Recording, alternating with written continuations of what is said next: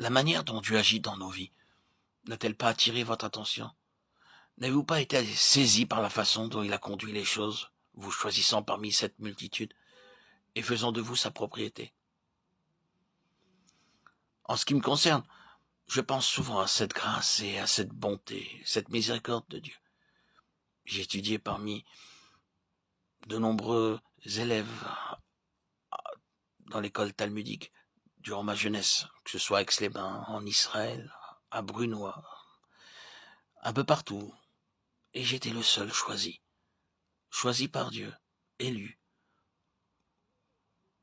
pour reconnaître en Christ, son Fils bien-aimé, en Jésus, mon Dieu, le Dieu Tout-Puissant, le Créateur du monde, le même Dieu qui a sauvé Israël en le sortant d'Égypte, ce Dieu vivant qui est Jésus-Christ.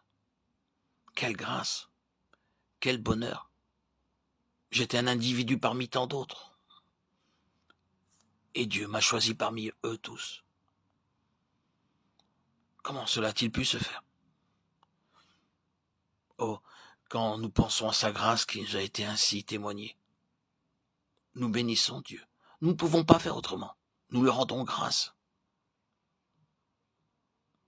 Depuis maintenant 5 ans, jour de mon baptême où j'ai eu cette révélation, où Dieu s'est présenté à moi, s'est fait connaître à moi par son Esprit Saint qui réside aujourd'hui encore dans mon cœur et qui me fait vivre sa présence quotidiennement. Je loue ce Dieu tout-puissant, ce Dieu vivant qui a crucifié ma chair, m'a fait connaître ce vieil homme que j'étais, cet homme charnel, qui est toujours présent bien sûr, mais qui n'a plus sa place et a perdu en force et en énergie. Je loue ce Dieu vivant qui est toujours dans mon quotidien, régulièrement, en permanence, dès mon lever à mon coucher, présent. Vivre de cette présence, c'est une bénédiction. Vous tous qui êtes baptisés et qui connaissez, qui avez reçu cette grâce du Saint-Esprit, vous pouvez aussi en témoigner. Lorsque nous considérons ces voies merveilleuses, pour que sa grâce parvienne jusqu'à nous, nous ne pouvons que l'adorer.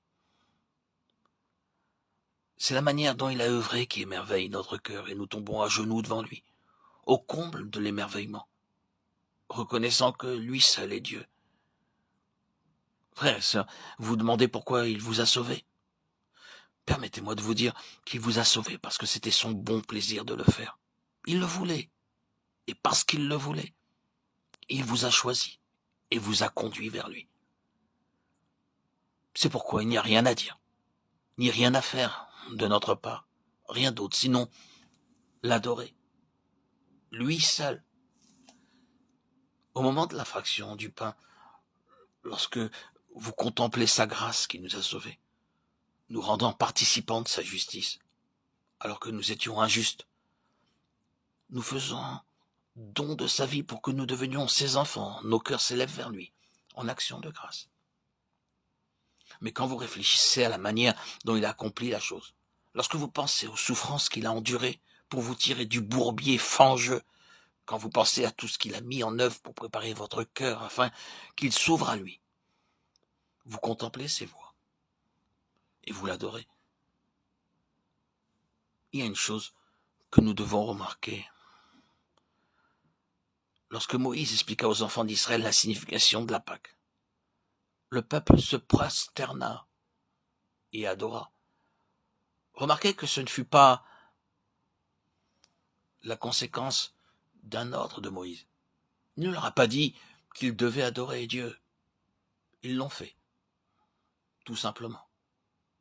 C'était leur réaction spontanée quand ils apprirent la signification de la Pâque.